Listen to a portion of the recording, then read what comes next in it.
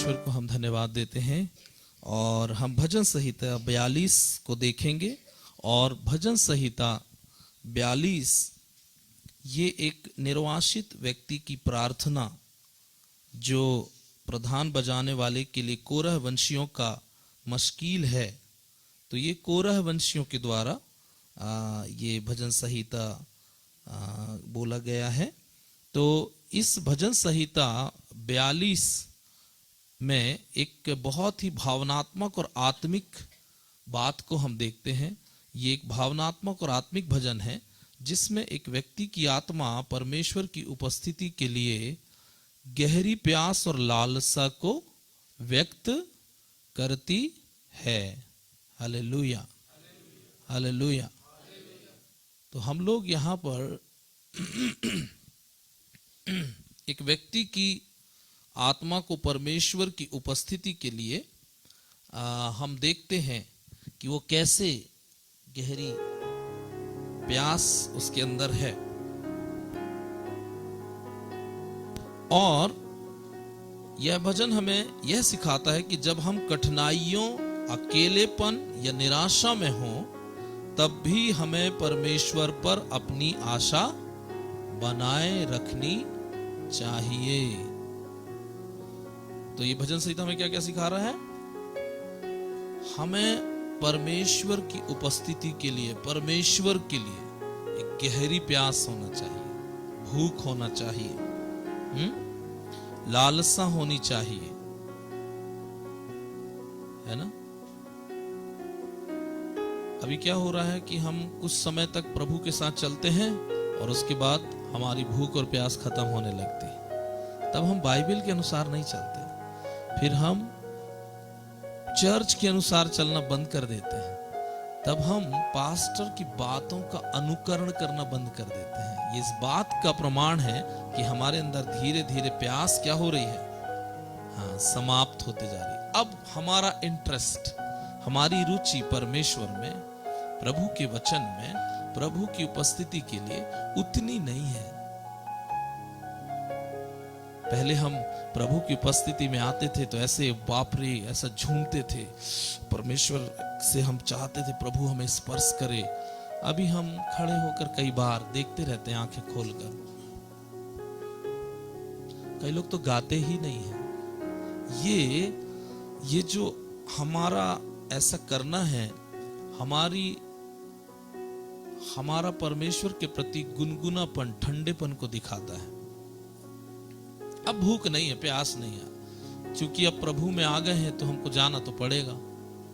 आ गए तो गाना भी इसलिए नहीं गा रहे हैं क्योंकि कोई लेना ही देना नहीं है परमेश्वर से। गीत इसलिए नहीं गा रहे, आराधना इसलिए नहीं कर रहे, ताली इसलिए नहीं बजा रहे क्योंकि अब ज्यादा इंटरेस्ट है नहीं। अब बस फॉर्मेलिटी रह गई है कि चर्च जाना है और अटेंड करके आना है। क्योंकि परमेश्वर के साथ जो एक रिश्ता है, एक संबंध है, वो वैसा नहीं रह जाता। और ये जो है कुछ समय के बाद ऐसा होने लगता है हमारे जीवन में।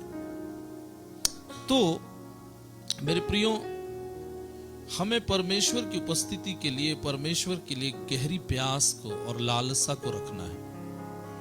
और हर एक कठिनाई में, कठिन परिस्थिति में, अकेलेपन में, निराशा में हमको परमेश्वर पर आशा रखना है। ये दो संदेश हमें भजन संहिता 42 में है। तो वो तुलना करके क्या बोल रहा है ना। अब हम इसे देखेंगे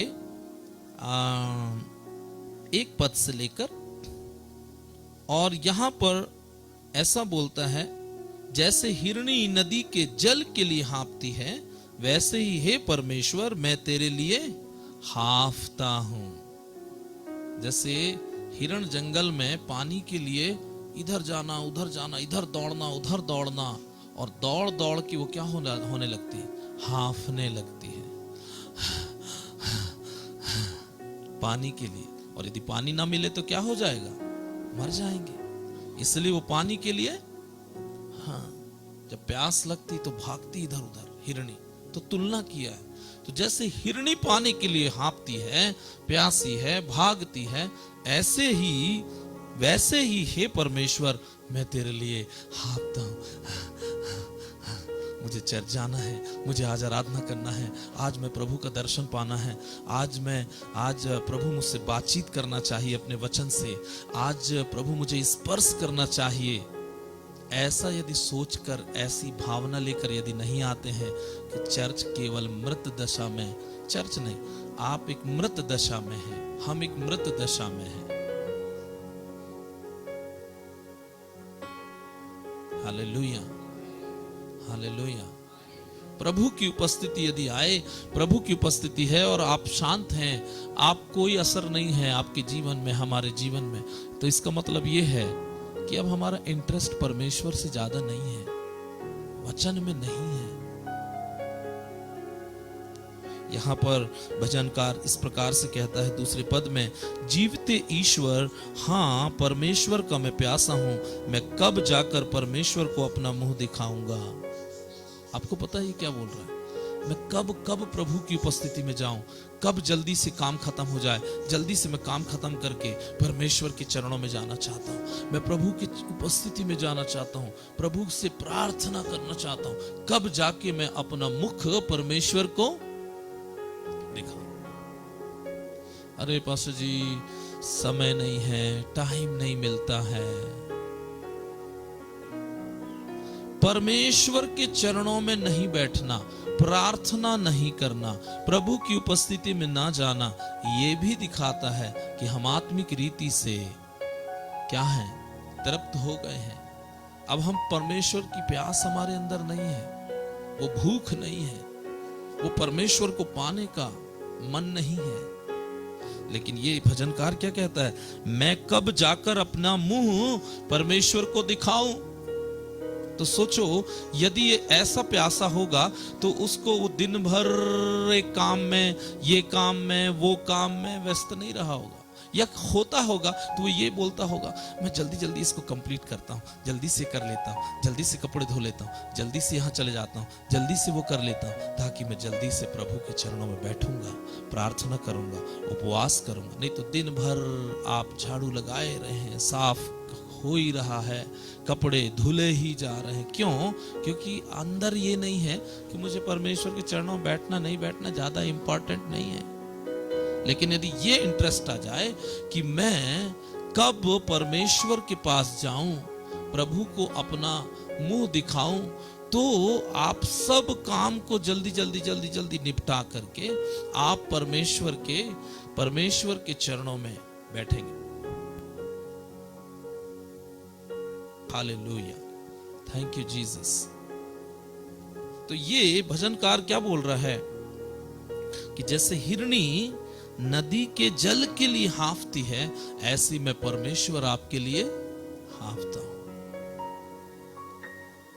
संडे के दिन, रविवार के दिन जब हम प्रार्थना में आते हैं, बड़े भूख और प्यास के साथ आए, है ना। तो यहां पर हम नंबर 1 क्या देखते हैं? आत्मिक प्यास को देखते हैं। स्पिरिचुअल थर्स्ट होना बहुत जरूरी है। जो व्यक्ति आत्मिक रीति से प्यासा नहीं है, वो व्यक्ति सत्य के साथ, परमेश्वर के साथ ज्यादा दिन तक नहीं चल पाएगा। वो रीति रिवाजों में गुम हो जाएगा। चर्च आना, प्रार्थना करना, आराधना करना, ये सब नियम बन जाएंगे, रीति रिवाज हो जाएंगे, और रीति रिवाज में परमेश्वर नहीं मिलेगा आपको। धार्मिक होना और आत्मिक होने में जमीन आसमान का अंतर है। हम धार्मिक हो सकते हैं, परंतु हम आत्मिक नहीं हो सकते हैं। आत्मिक व्यक्ति की आत्मा परमेश्वर के साथ जुड़ी रहती है। चर्च आना, आराधना करना, बाइबल पढ़ना, ये धार्मिक काम है, लेकिन उसके लिए प्यासा होना, उसको निहारना, उसको खोजना, उसके स्पर्श को पाना, उसकी आत्मा के साथ अपनी आत्मा को एक कर देना, ये है आत्मिकता। हालेलुया। नंबर 1 हमें यह संदेश मिलता है इस भजन संहिता से, आत्मिक प्यास होना जरूरी है। स्पिरिचुअल थर्स्ट होना जरूरी है। जैसे हिरनी पानी के लिए हाँफती है, वैसे भजनकार परमेश्वर की उपस्थिति के लिए तड़पता है। इसका अर्थ है कि हमारी आत्मा को भी जीवित रहने के लिए परमेश्वर की उपस्थिति की आवश्यकता है। क्यों? क्योंकि मनुष्य एक आत्मिक प्राणी है, हमारे अंदर आत्मा है, और बिना परमेश्वर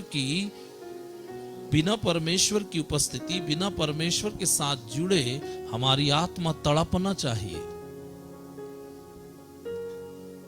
आज व्यक्ति, मनुष्य संसार में आत्मिक रीति से मृत हो गया है, उसे आत्मा से कोई लेना देना नहीं।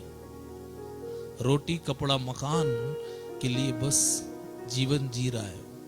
बस रोटी का इंतजाम हो जाए, कपड़े का इंतजाम हो जाए, मकान अच्छा हो जाए, बस इसके पीछे भाग रहा है। इसके कारण कितने अपराध हो रहे हैं। उस रोटी कपड़ा मकान को, सुख सुविधाओं को पाने के लिए, जो शारीरिक हैं, सांसारिक हैं, इस धरती तक हैं, मृत्यु के बाद इनका कोई अर्थ नहीं रह जाता है।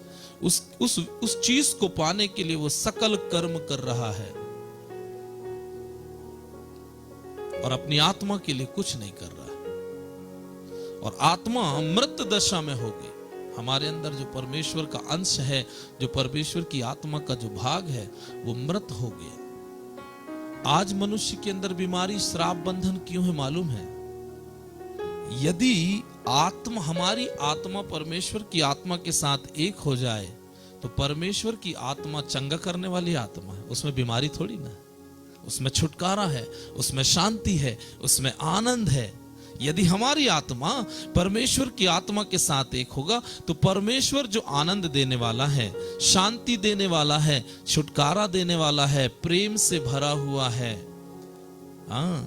हीलर है, वो चंगा करने वाला है, हमारी आत्मा में उसकी आत्मा का प्रभाव होगा। और चूंकि हमारी आत्मा में उसकी आत्मा का प्रभाव होगा, हमारी आत्मा हमारे शरीर में है, तो हमारी आत्मा से हमारे शरीर में उसका प्रभाव आएगा। हालेलुया। यदि कोई बीमारी है, कोई श्राप है, कोई बंधन है, तो हमारी आत्मा परमेश्वर की आत्मा के प्रभाव में होने के कारण हमारी आत्मा से जो सामर्थ है, जो शक्ति है, वो हमारे शरीर में जाएगा, और हमारे शरीर के रोग, बंधन, श्राप सब टूटेंगे। चूंकि मनुष्य की आत्मा परमेश्वर की आत्मा के साथ जुड़ाई ही नहीं है, मृत है, कनेक्शन टूटा हुआ है। इसलिए व्यक्ति आज अशांति में है, श्राप में है, बंधन में है, दुष्ट आत्माएं हैं, शैतानी शक्तियों से भरा हुआ है। क्योंकि यदि जहां परमेश्वर की आत्मा होगी, परमेश्वर की सामर्थ होगी, परमेश्वर की आत्मा का प्रभाव होगा, तो क्या वो व्यक्ति के अंदर दुष्ट आत्मा रहेगा, श्राप रहेगा, बंधन रहेगा? क्योंकि आज वो परमेश्वर से दूर है, जिसके कारण उसकी आत्मा खाली है। और आत्मा जितनी बलवंत होगी, आपका शरीर में उसका प्रभाव होगा।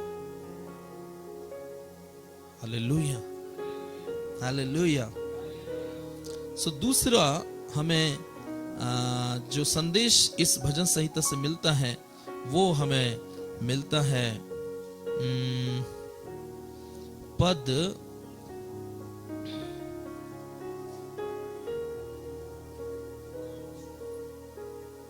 'परमेश्वर पर आशा रख'। कहां लिखा है? 5वें पद में, परमेश्वर पर आशा रख, क्योंकि मैं भी उसकी, क्या लिखा है?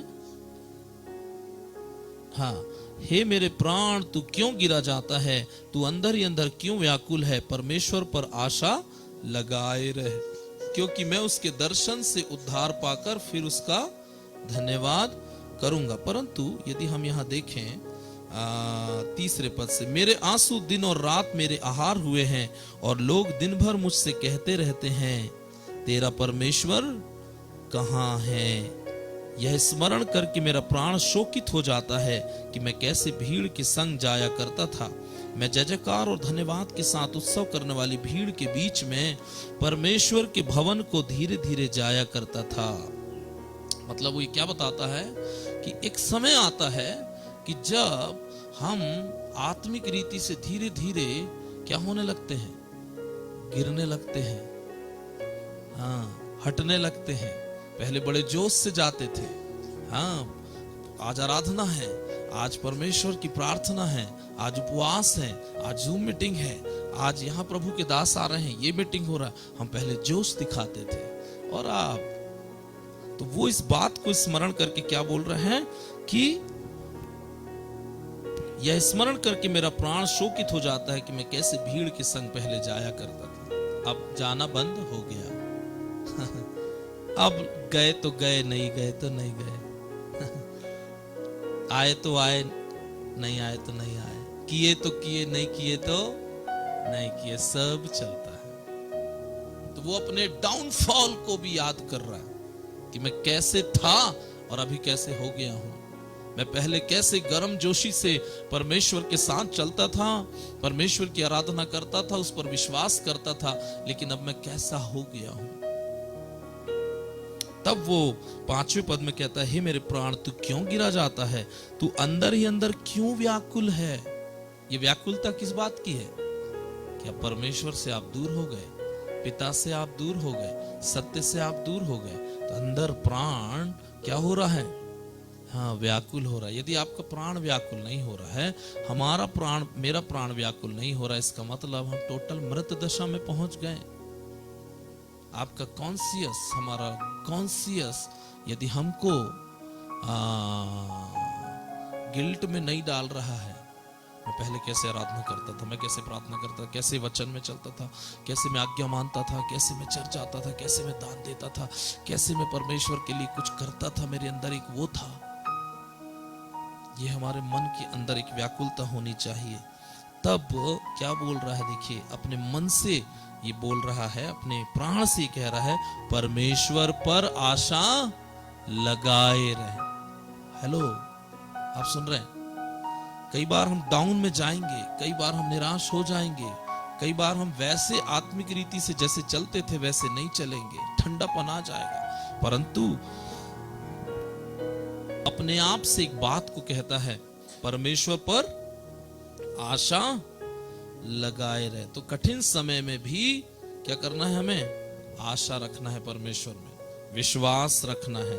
जब भजनकार अपने जीवन की परेशानियों से घिरा हुआ है और लोग उससे कहते हैं, तेरा परमेश्वर कहाँ है? समटाइम्स हमको लोग अपनी कठिन परिस्थितियों को देख के बोलते हैं, तुम कौन से धर्म को मानने वाले, तुम्हारा परमेश्वर कहाँ है? इतना भक्ति करते हो, इतना पूजा पाठ करते हो, इतना ये करते वो करते हो, कहाँ है? Where is your God? तुम्हारा परमेश्वर कहाँ है? तब भी वह कहता है, जब लोग, कई बार हम डाउन हो जाते हैं, हमारे चारों पर तरफ की परिस्थितियां हमारी विपरीत होती हैं, कुछ अच्छा होता हुआ नजर नहीं आता, और हम इतनी भक्ति करते हैं, इतना दान करते हैं, इतना पूजा करेंगे, पाठ करेंगे, सब करेंगे, तब एक प्रश्न उठने लगता है बाकी लोगों के अंदर, अरे हम तो बहुत अच्छे हैं, तुम लोग कैसे हो? तुम्हारा परमेश्वर कहाँ है? हाँ? तब भी ये जो भजनकार कहता है, परमेश्वर पर आशा रख। कठिन परिस्थितियां कितनी भी हों, परमेश्वर पर विश्वास रखिए, आशा रखिए, क्योंकि वो है। आज कठिन परिस्थितियां हैं, नो प्रॉब्लम, क्योंकि मैं फिर भी उसकी स्तुति करूंगा। वो क्या बोल रहा है? परमेश्वर पर आशा लगा रहा है, क्योंकि मैं उसके दर्शन से उद्धार पाकर फिर उसका धन्यवाद करूंगा। कई जगह स्तुति है, कई जगह धन्यवाद है, मैं फिर से उसका धन्यवाद करूंगा। कई बार हम छोड़ देते हैं, जब नहीं होता है तो परमेश्वर को किनारे, अपने उपाय ढूंढने लगते हैं, अपना तरीका अपनाने लगते हैं। उस पर विश्वास रखें। प्रभु यीशु ने क्या कहा? तुम मुझ में बने रहो और मेरा वचन तुम में बना रहे। जैसे डाली दाखलता से बनी ना रहे, नहीं फल सकती। बने रहो बोला, बी देयर, कुछ भी क्यों ना हो चारों तरफ, आप वहां रहें, अपने विश्वास को थामे रहें। हालेलुया। यह हमें सिखाता है कि विश्वास का अर्थ है परिस्थिति नहीं, बल्कि परमेश्वर पर भरोसा करना है। परिस्थिति के ऊपर नहीं, परिस्थिति को नहीं देखना है, परमेश्वर पे भरोसा करना है। हेलो, कई बार हम परमेश्वर पे भरोसा नहीं, परिस्थितियों को देखने लगते हैं। मेरे साथ ऐसा क्यों हो रहा है, वैसा क्यों हो रहा है, ऐसा क्यों है, वैसा क्यों है। और हमारा जो ध्यान परमेश्वर की ओर होना चाहिए, हमारी परिस्थिति की ओर आ जाता है। तो हम जब परिस्थिति की ओर देखते तो और हमारे अंदर व्याकुलता, बेचैनी, निराशा, हताशा आना शुरू हो जाती है। जबकि हमें कहाँ देखना है, वो करेगा। तो हो सकता है समय लगे, लेकिन वो जब जो लोग परमेश्वर पर भरोसा रखते हैं, आशा रखते हैं, वे लज्जित नहीं होते। एक समय आएगा आपको वो छुटकारा देगा। आमीन। सो दूसरा पॉइंट क्या था? फेथ इन ट्रबल, कठिन समय में भी विश्वास करना है। जब कुछ सब कुछ अच्छा हो रहा तब तो हर कोई भक्ति कर लेता है, लेकिन जब सब कुछ गड़बड़ है उसके बाद भी परमेश्वर पर विश्वास करना। हम ये उदाहरण किसके देखते हैं? दो लोगों के जीवन में। अय्यूब के जीवन, बहुत धनवान था, सब कुछ था, सब सत्यानाश हो गया, सब चला गया, पूरा सिर से पैर तक बीमार हो गया। लोगों ने कहा तो अपने परमेश्वर को दुहाई दे, और तेरे परमेश्वर पर दोष लगा, तेरे परमेश्वर ने तुझे बीमार कर दिया। लेकिन उसने कभी दोष नहीं लगाया, उसने परिस्थिति को नहीं देखा, उसने परमेश्वर को देखा। हालेलुया। और बाद में परमेश्वर ने उसको दुगना आशीष से भर दिया। एक समय है हमारे जीवन में मेरे प्रियो, कठिनाई का, ये परीक्षा का समय है। हमारे फेथ को, हमारे विश्वास को परमेश्वर देखना चाहता है कि ये परिस्थिति से हट जाएगा मुझसे या फिर भी मुझे पकड़े रहेगा। हमारे जो सही रिश्तेदारों की पहचान कब होती मालूम है? दुख के समय होती है कठिन समय में होती, वही है सही रिश्तेदार। क्योंकि सब कुछ अच्छा हो रहा है, सब बढ़िया है, तब तो सब खड़े हो जाते हैं। लेकिन जब हम कठिनाई में होकर जाते हैं, बीमारियों से होकर जाते हैं, जब उस समय वो जो हमें पूछते हैं, हमारा ध्यान रखते हैं, हमारे लिए चिंता करते हैं, वो हैं हमारे रिश्तेदार। हालेलुया। और एक बात हम देखते हैं, तीसरा जो संदेश हमें यहां से मिलता है वो है होपफुल हार्ट। इस भजन संहिता से में एक और संदेश क्या मिलता है? तीसरा संदेश, तीसरा मुख्य संदेश, आशा और स्तुति का हृदय। आशा भी रखना है और स्तुति भी होना। कई बार हम आशा रखते थे लेकिन हमारा मुंह बंद हो जाता, निराशा का, कुछ नहीं हो रहा है, आराधना करो। क्यों? क्योंकि आशा है नहीं। तो जब हम परमेश्वर पे भरोसा रखना बंद कर देते हैं तो हमारी आराधना भी बंद हो जाती है, स्तुति भी। मैं नहीं करूंगा प्रार्थना, मैं नहीं जाऊंगा, मैं नहीं पढ़ूंगी बाइबल, मैं नहीं करूंगी उपवास। क्यों? क्योंकि हमारी आशा खत्म हो गई। जब हम परमेश्वर पे आशा रखते हैं, विश्वास करते हैं, स्तुति बढ़ने लगती है।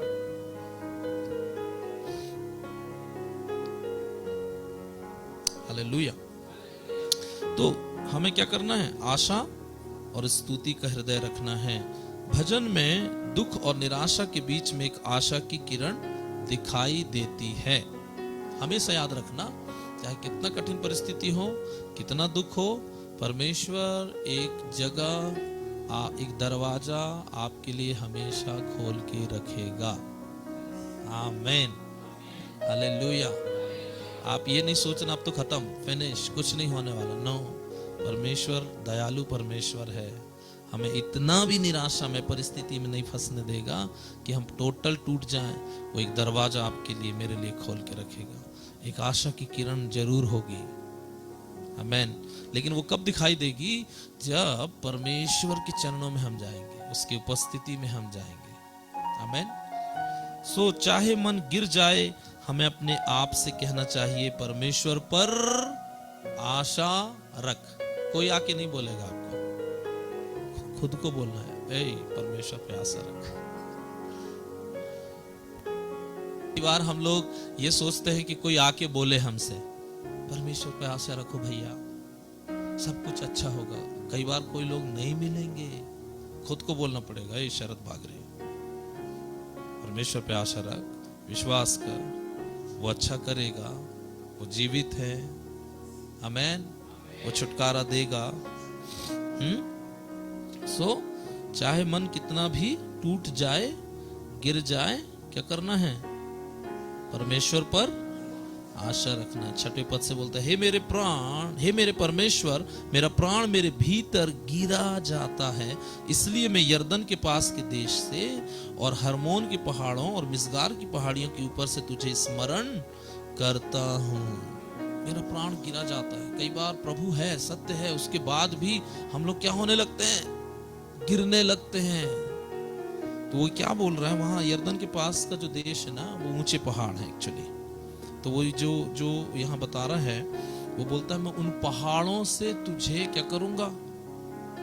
स्मरण करूंगा, ऊंचाई में जाकर। क्योंकि परमेश्वर उन दिनों में कहाँ उतरते थे मालूम है? पहाड़ पे बातचीत करते थे।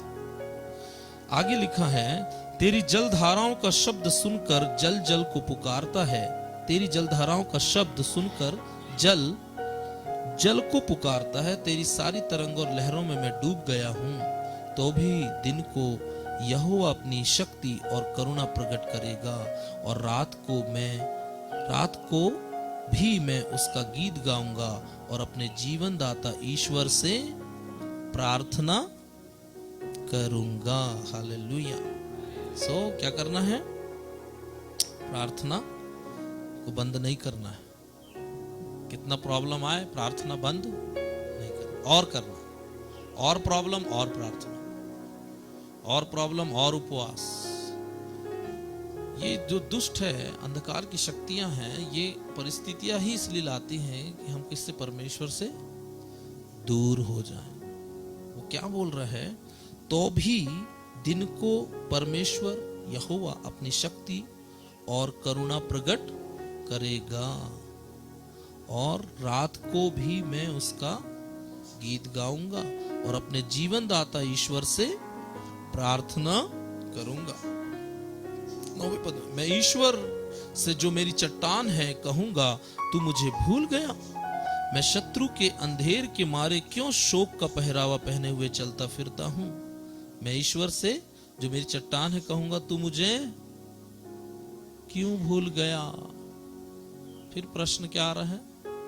एक साइड बोल रहा है मैं प्रार्थना करूंगा, एक साइड बोल रहा है मैं आशा लगाए रहूंगा। विचलित है।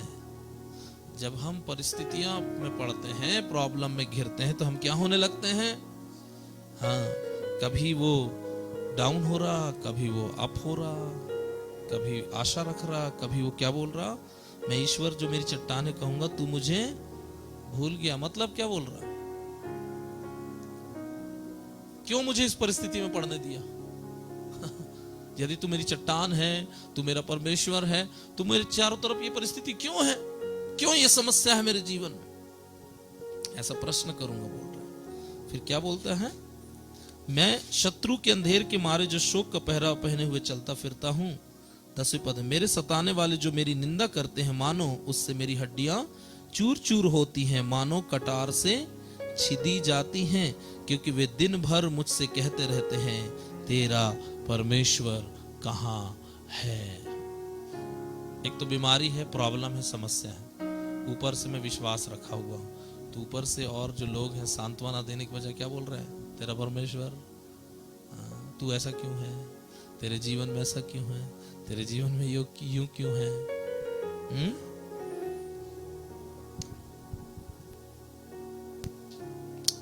तब 11वें पद में क्या बोल रहा है? हे मेरे प्राण तू क्यों गिरा जा। देखो फिर से अपने आप को स्टैंड ले रहा है। हे मेरे प्राण तू क्यों गिरा जा रहा है, तू क्यों निराश हो रहा है, तू अंदर ही अंदर क्यों व्याकुल है।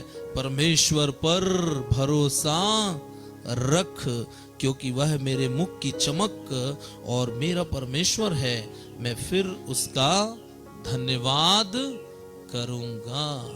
हालेलुया। तो यहाँ पर चौथी बात जो हमें सीखने को मिलती है कि परमेश्वर के साथ हमारा गहरा संबंध होना चाहिए। देखिए आप यहाँ पर भजनकार को वो बार बार निराशा में है। लोग क्वेश्चन कर रहे हैं तुम्हारा परमेश्वर कहाँ है, तू क्यों सफल नहीं है, तू क्यों चंगा नहीं है, क्यों तेरे जीवन में ऐसा नहीं है, वैसा नहीं है, उसके बाद भी वो क्या बोल रहा है, परमेश्वर पे भरोसा रख। बातें आ रही हैं, नेगेटिव बात आ रही, लेकिन फिर अंदर अंदर क्या बोल रहा है, हे परमेश्वर पे भरोसा रख, परमेश्वर है। आमेन, हालेलुया। यहाँ हम भजनकार के संबंध को परमेश्वर के साथ बहुत गहराई से देखते हैं। नहीं तो हम क्या होता, थोड़ा सा कुछ बुरा होता है हम हट जाते हैं, अरे नहीं यार, ये नहीं, वो नहीं। लेकिन वो कितना गहरा संबंध रखा है। तो यह भजन बताता है कि सच्चे विश्वासियों के लिए परमेश्वर सिर्फ धर्म नहीं बल्कि जीवन का स्रोत है। हमारा जीवन का स्रोत परमेश्वर है, परमेश्वर के साथ रिश्ता है।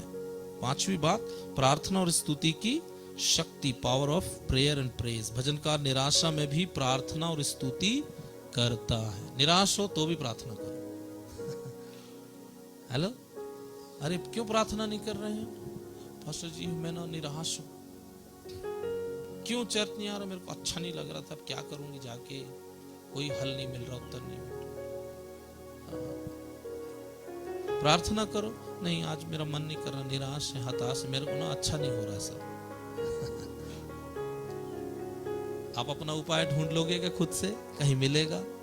नहीं मिलेगा। परमेश्वर की ओर से हमारे जीवन में उपाय आता है। निराश हो कोई बात नहीं, उसके बाद भी प्रार्थना करो। हताश हो कोई बात नहीं, प्रार्थना करो, आराधना करो, क्योंकि इसके अलावा हम कहाँ हमारा ठिकाना है बताइए आप? कहीं नहीं है। इसलिए निराशा में है, हताशा में, उसके बाद भी प्रार्थना करना बंद नहीं कर रहा है ये भजनकार, भरोसा रखना बंद नहीं कर रहा है। हेलो, हांफना परमेश्वर के लिए बंद नहीं, प्यास को बना के रखा हुआ है, अपनी आत्मिक प्यास बना के रखिए। यदि आत्मिक प्यास बुझ गई ना और आप पर कठिन परिस्थितियों से घिर गए, फिर परमेश्वर पे आशा खत्म हो जाएगी। Hello hello hello hello. इसलिए अपनी आत्मिक प्यास, अपने आप को प्यासा परमेश्वर के लिए, वचन के लिए, उसकी उपस्थिति के लिए आप बना के रखिए।